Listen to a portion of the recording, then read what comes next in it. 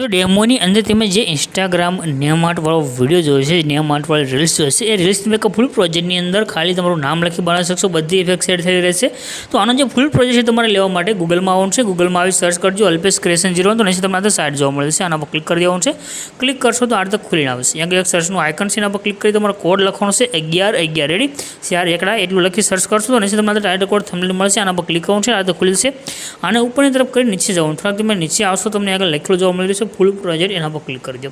જો તમે ક્લિક કરશો તમારી પાસે એક ફૂલ પ્રોજેક્ટ છે એડ થઈને આવશે, નીચે ઇનપુટનું બટન છે એના પર ક્લિક કરવાનું છે અને આ પ્રોજેક્ટને તમારો ઓપન કરી લેવાનું છે। પ્રોજેક્ટ ઓપન કરશો તો આ રીતે ખુલીને આવશે, છે આગળ જવાનું છે, આગળ તમને જો નીચે લખેલું દેખાયું છે સરનેમ આપણે જે લખી છે એના પર ક્લિક કરી ટેક્સ્ટમાં જવાનું છે।